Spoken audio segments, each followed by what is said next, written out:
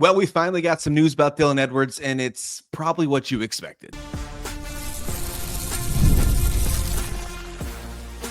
You are Locked On Kansas State, your daily podcast on the Kansas State Wildcats, part of the Locked On Podcast Network, your team every day. Yes, welcome on into Locked On Kansas State, your daily Kansas State Wildcats podcast. I'm your host, Christian Rao, and thank you so much for making Locked On Kansas State your first listen every single day. Welcome back to my everydayers. We got a fun episode for you today. We're hanging out with Jason Kinander. It's going to be a fun time. We're going to talk the Cats. We're going to talk the Dylan Edwards news that just popped out. We got a lot to discuss. So without further ado, Jason, welcome on into the show. WIBW, Jason Kinander, sports reporter, of course, having a good time talking about the Cats. And you know so much about the Cats, and we discuss them right now. And I want to get right to it, Jason. Dylan Edwards ruled out right before we got on the show. We got some reports coming out from Pete Thamel, ESPN, Pete Nakos on 3, bunch of Pete's talking about some news on the internet, and that was about Dylan Edwards discussing being out for the game on Saturday. He's also doubtful for Army. Are you really surprised that we're getting this type of news from an FCS school heading into Manhattan on Saturday? No, I'm not, because the Dylan Edwards injury must have been pretty bad for him to sit out the rest of that game against Iowa State on Saturday. K-State hasn't divulged much of what happened. Chris Kleiman gave a really brief update in his post-game press conference. It's important, I just tweeted this out this morning, it's important to remember K-State is not obligated to drop a availability report this week because it's not a conference game. So this will probably be the only real update we get on Dylan's status this week. And yeah, it's not too surprising. It is unfortunate, though, because this was already a really thin backfield, in my opinion. Like, there were already questions if Dylan Edwards was this lead back, 3-down guy. I didn't think he was, but I thought that him and Joe Jackson would be able to play really well together. And now it's Joe's show. And if Joe Jackson doesn't come up big on Saturday and against Army, then shoot, who's it going to be? You know, you look at Antonio Martin, the transfer out of Sela. He could be somebody who steps up. J.B. Price, Levon Rice, 2 guys who are younger backs, unproven, but K-State believes in them enough to dress them and run them out there. So it's concerning. It's really concerning. This was, besides quarterback, probably the one position group where K-State couldn't afford an early injury, and now it happened. Yeah, it seems like a huge hit. I mean, every player, every coach from the post-conference pressers in Dublin and on Monday's conversations when they returned to Manhattan, everybody on the offensive side at least said that the reason that offense struggled early in the first half is because they had so many design plays for Dylan Edwards, and ultimately that's why they struggled. Ultimately, that's why it was a 7-7 game for a very long time, and then they found a way to lose that football game, unfortunately. There was some calls towards the play calling decisions throughout the game that you can point fingers at. But again, not having Dylan Edwards makes that very difficult. Now you move into this game, because, of course, against an FCS opponent. And it's not in Dublin, Ireland. It's in Manhattan, Kansas against North Dakota. But you have a clear view of what this running back room will look like heading into that game, knowing that Dylan Edwards will not be participating. You're not getting a shock factor on your offense right from the get-go. Because Joe Jackson and Devin Rice were decent, but that ball did not move with the running game.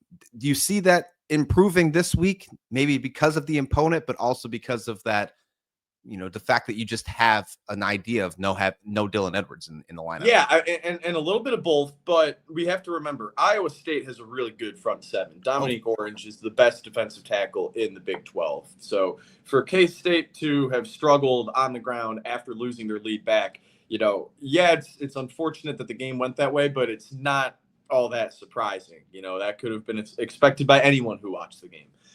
As for this week, you hope the run game improves against an inferior opponent. I mean, this is North Dakota, not North Dakota State. Chris Kleiman has coached against this team this program a million times too. So K-State really needs to make a statement this week, and that begins on the ground. People are going to want to see Avery Johnson running the ball even more. And then, yeah, Joe Jackson and some of the younger backs getting involved. But the thing that concerns me about what you mentioned with the plays that were drawn up for Dylan Edwards is, you know, if one player is taking up that much of your playbook, then this isn't that deep of an offense, and this isn't that diverse of an offense. And if one player not named Avery Johnson was relied upon that much to where it threw a wrench in the whole playbook's plan for at least the first half, then that's pretty tough for me to wrap my head around. So maybe it'll be a little bit of a blessing in disguise with Edwards out, in the sense that the offense can find its identity away from having a fantastic lead back who does the dirty work on first and second down. So, but yeah, Edwards being out really stinks for this team, really stinks for that position group in particular. But I do think K-State is better equipped to deal with it on Saturday than they were last weekend. That's a really good point, too, saying that if you are utilizing or thinking that you're going to utilize Dylan Edwards so much, then you don't have a backup game plan. That's a problem. I'm hoping that's a week 0 woe, Jason. I hope that's just the fact that they were so busy planning for 16 months. They continue to talk about how getting ready to Dublin, and hopefully that changes when they get back to this normal routine. And I'm hoping, I'm not on the coaching staff, so I feel like I can overlook this. I'm hoping that they can take care of business very handedly against a first-year coach in Eric Schmidt in North Dakota, and then move forward Army and the rest of the Big 12 schedule on the way. Let's get the quick thought here on Avery Johnson. You talked about how you want to see him run the ball more. I couldn't agree more, but he was not very successful in running the ball against Iowa State. You mentioned Iowa State's defensive front. They had a great game on Saturday. Dominique Orange is insane. One of the coolest nicknames of college football, too, at Big Citrus. Got to love that. But Avery Johnson, of course, didn't get some of those fourth down runs, those calls. He only rushed for 21 yards, had a great game through the air. Getting him more aggressive on the running side of things, especially with Dylan Edwards not being there, especially with that lack of explosiveness on the offense, that's got to be Matt Wells stepping up, making some aggressive decisions. How do we get the most out of Avery Johnson for the rest of the season? Because I still think he's one of the best quarterbacks in the Big 12, and dare I say, a dark horse candidate for the Heisman. He made no turnovers. He's still in a good spot for that. I agree. No, I think that talent-wise, Avery Johnson is one of the best quarterbacks in the country. I don't think that's too bold of a statement. Where my concern is right now is, like, how much trust does this coaching staff deserve? Like, overall, I mean, that game on Saturday was one of the most poorly coached K-State football games that I have ever seen. Between the play calls, just in general, I mean, bland, and then in the second half, the creativity comes, but it was really too little too late. So you hope to see more of that creativity, but, like, do we really believe that we're going to see enough of it? You know, and as for the fourth down play calls, like, going for it on fourth down at your own 30 just sets up a defense that's played really, really well to fail. And, you know, it's not the offense's fault fully when the coaches are the ones putting them in that position, but it just kind of goes back to my point of, like, do we believe in Matt Wells to unlock Avery Johnson's full potential, or is it going to be one of those situations where Avery Johnson unlocks his own full potential from sort of these broken down plays where he's able to make something out of nothing, or plays where on his own volition he scrambles, where he's making that decision himself and it's not necessarily the play call? Because based on what we saw on Saturday, the play calling is not going to unlock the run game for Avery Johnson, at least not in a Big 12 game. Yeah, I agree. If he's got to rely on broken plays, not only is he going to be nowhere near conversations for being one of the top players in college football, but that factor of how fans feel about where Kansas State sits and probably projected around 8-4 is probably the ceiling, if that's what we have to rely on. And that is definitely something we don't want Kansas State to have. All right, let's take an overall view on the state of the Cats. Let's look at what you think about Kansas State heading into the rest of the season after the Dublin loss. And are they still on track to get to Arlington? It's a tough task, but I want to see if you think that. Let's do that next right here on Locked On Kansas State. Hey, before we return from our bonus episode here on Locked On Kansas State, today's episode is brought to you by Monarch Money. Most people can't name all their financial accounts or even what they're worth, whether it's a 401k, properties, investments, you name it. And when you don't have the full picture, you can end up leaving money on the table. That's where Monarch Money comes in. It's an all-in-one personal finance tool that brings in your entire financial life together in one clean, easy-to-use interface. Whether you can use it on your laptop or your phone, it's the perfect companion. Monarch is built built for people with busy lives like you. You can put off, if you've been putting off and organizing your finances, well, Monarch is a perfect solution, and it does the heavy lifting for you. You can link all your accounts in minutes, see clear data visuals, customizations on your spending, and finally feel in control of your money without even touching a spreadsheet. I love Monarch Money. I've used it to help me limit back my takeout on my food, and really realized getting that squared away, that has helped out so much in the rest of my budget. And I thank Monarch Money for helping me out. So don't let financial opportunities slip through the cracks. You can use Monarch Money and use the code LOCKDOWNCollege,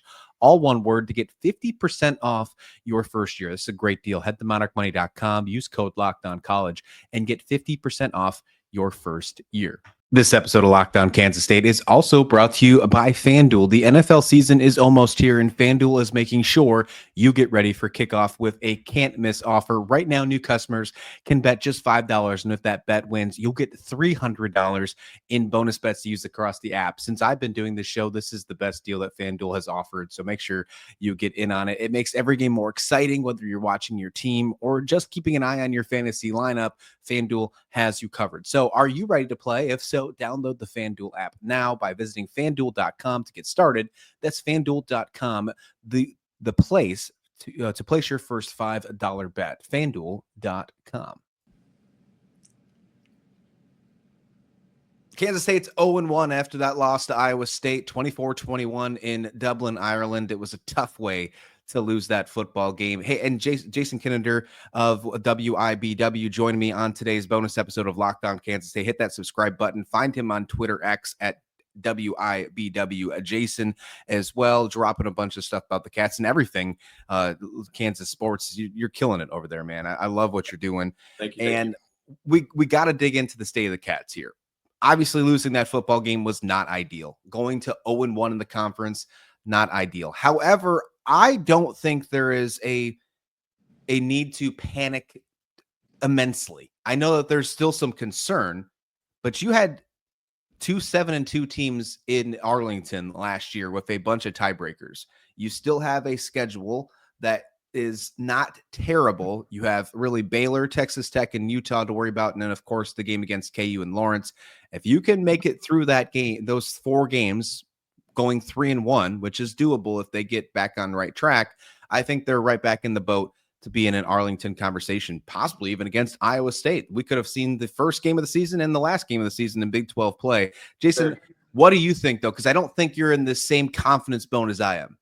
No, not at all. I mean, it's really a tough situation to be 0-1 in Big 12 play on August 23rd before every other team not named KU or Iowa State has kicked off their season yet. And KU looked really good, too. I'm not saying that KU is going to compete to win the conference, but they looked really good on Saturday. So my overall expectations are definitely tempered now just because of the way that the season has started. I understand not panicking, but now K-State's got to be nearly perfect in order to accomplish the goals that the outside world set on them. And I'm sure those goals were similar in their locker room, get to Arlington, win the Big 12 championship, unbeaten in conference play. I'm sure those were some of their goals, not, saying how realistic any of them were. But now that they're 0-1 in conference play and, you've got this big injury in the running back room, they got to be close to perfect, Christian. I mean, they got to win out for at least the next 5-6 weeks for people to get back to talking about this team, how they were before the season. And that's a really kind of tough situation to be in this early on. You can look at it as that there are 11 more games, but I also kind of look at it as that like they're now a step and a half behind every other Big 12 team before most of the Big 12 teams have even played. So can they get back to Arlington? Yes. I think it's going to fall on the coaches. The coaches need to put these players in the best position possible to win. And they just didn't do that on Saturday. And so with some of these non-conference games, North Dakota, Arizona, which is a non-conference game, crazy, still a non-conference game. And then the Army game, if K-State's able to run the table there and look good, maybe not play too close to being like Arizona's going to be bad this year. So like if they win all 3 of those games by multiple scores, the fans should get back to feeling good, at least here in Manhattan. And then if they start Big 12 play, like the rest of Big 12 play with a couple of wins, then I think the rest of the country will come back along. But it's just the damage that this loss, you can't let it balloon to what Florida State let happen last year and end up going 2-10 after losing in Ireland. But it is tough. It does sort of feel like a David versus Goliath situation. When every team that has lost in Dublin since 2022, since they brought it back, Nebraska, Navy, and Florida State, all of them have gone and missed the bowl games. They've gone 4-8, 5-7, and 2-10. Now, I'm not saying Kansas State's going to be in that boat. I think they break the mold, but obviously historical trends are not fun whatsoever. Look, I think this might be a blessing in disguise, the fact that they have this non-conference schedule after Iowa State. That's not the toughest non-conference schedule with North Dakota, Army, and Arizona before you get back into the true Big 12 conference play where you're supposed to play it. You're right, though. You're a step and a half behind because you're going to be 0-1 in the conference for the next month. No one else is playing conference games, right? So you are going to be at the bottom of the conference for the next month. However, gives Kansas State a chance to get out of the limelight, build their confidence back up, deal with an injury where it's, dare I say, if it's got to happen now, or if it's got to happen at any point, now is the best moment. There's never a good moment for an injury, but when you're sitting in that kind of perspective, hopefully George Fitzpatrick can come back on the offense. But I'm not too worried about the offense in a whole. The defense depth that was tested, especially in the fourth quarter, that's what makes me a little nervous. And I don't know if we're going to get that answered this Saturday against North Dakota. Excuse me. I actually disagree. I think that we'll see more good in the way of the depth of the defense on Saturday because more guys are going to play. Like K-State probably had about 20 less guys they felt good about putting on the field against Iowa State than the guys who we're going to see play on Saturday. And who's not to say that one of those guys who's in the third or fourth quarter who didn't get to play against Iowa State looks really good and then cracks the rotation for the rest of the season. Like Chris Kleiman has shown that open-mindedness to, hey, if a guy looks good in the opportunity that he gets, he's going to get more opportunity. We're going to put the 11 men on the field who give us the best chance to win in that very moment. And so there's a lot of opportunity. I think that this is a talented defensive group. I'm not worried about the defense at all because I view the defense as only getting healthier. Ryan Davis is going to come back and get healthy. Some of the defensive tackles, K-State only had 2 healthy defensive tackles on Saturday. That's the one position where you want to be able to stack depth. Like you look at the University of Texas, they're going to be playing 8 defensive tackles this year. That's, you can't expect K-State to have 8 playable guys, but Iowa's got 8 playable guys. Iowa State had 6 playable guys. So K-State, when they get that depth back, I think the defense is going to look a lot better. And the defense looked good, I thought, on Saturday. Yeah, they didn't stand up and make big plays, down the stretch, but the coaching staff didn't put them in the position to win. And the defense was dealt a pretty tough hand by being down multiple scores in the fourth quarter of a game with poor weather conditions. I mean, something that they shouldn't get used to. You shouldn't get used to being in that position. So I'm interested to see who shines on defense. The young secondary is the only unit that I really have questions with. But I think these safeties are going to be good. Quay Moss and Wesley Fair and Logan Bartley. I think those 3 are all impact makers this year. And Moss is a transfer, but the other 2, Fair and Bartley, are underclassmen. And so, when you look at those guys, any production that you get is a plus. I think both of those guys are going to be huge difference makers on defense. And I think that we'll see more of that on Saturday against an inferior opponent than we saw against Iowa State. Because when you're starting your career off against a ranked opponent in the same tier as you, conference game, you're thrown right into the fire. And I thought those guys, Fair, Bartley, and then Moss in his K-State debut looked really good for the most part. If this game has normally happened, let's be SEC fans for a minute. Let's play hypotheticals. If this game normally happens towards the end of the season, Farmageddon, right?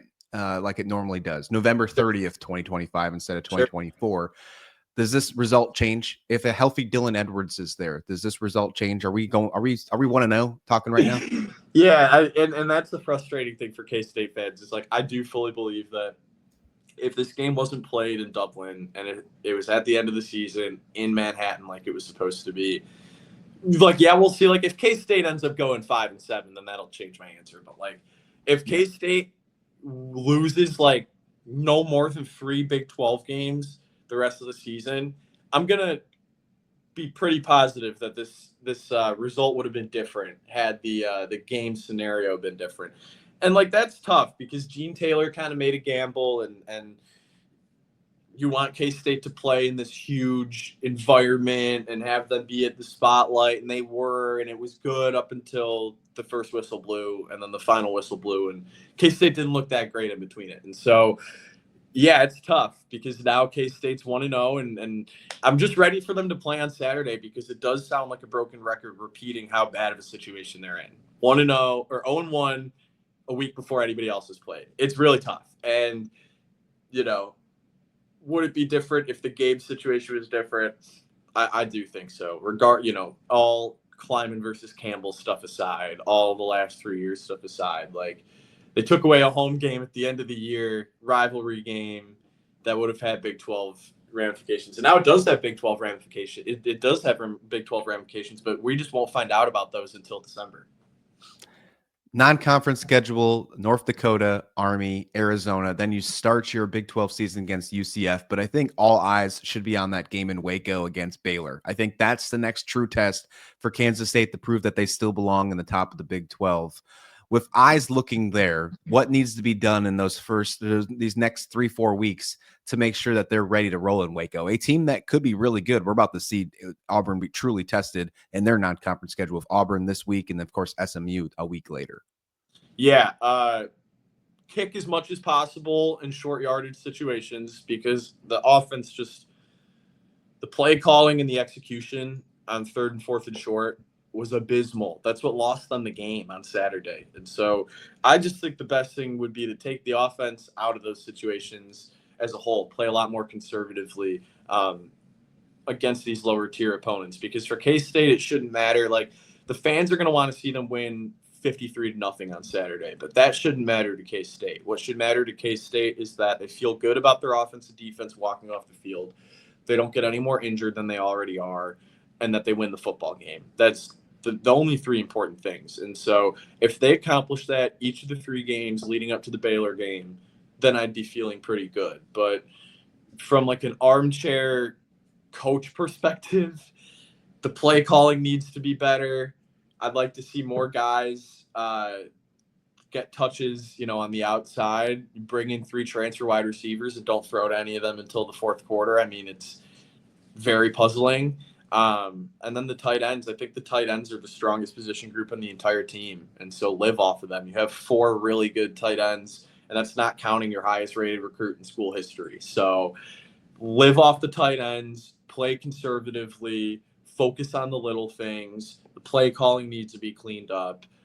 But yeah, really those 3 things: feel good about the offensive defense walking off the field, stay healthy, win these 3 games. If they do that, each of these 3 contests, then you're feeling good going into the Baylor game. Then they have a fighting chance. I love it. I love it. Jason, thanks for joining me on today's episode of Locked on Kansas State. Where can everyone find you if they're not aware of you, which I highly doubt? If everyone's every day is Locked on Kansas State, I'm sure they know exactly who you are. For sure, yeah. So you can find my stuff on X at WIBW Jason. You can find my stuff on Instagram at Jason Kinander, Facebook WIBW Jason, and then catch me Wednesdays through Sundays, 6 p.m., 10 p.m., anchoring the sports segment on 13 News here in Topeka. So thanks for having me on, Christian. I appreciate it, man. Have confidence, Kansas State. We're going to get back on the boat. We're going to get back on the right side of the ship. We'll see. Hopefully this Saturday against Yes, North Dakota. Please like the video. Please subscribe. This has been Locked On Kansas State.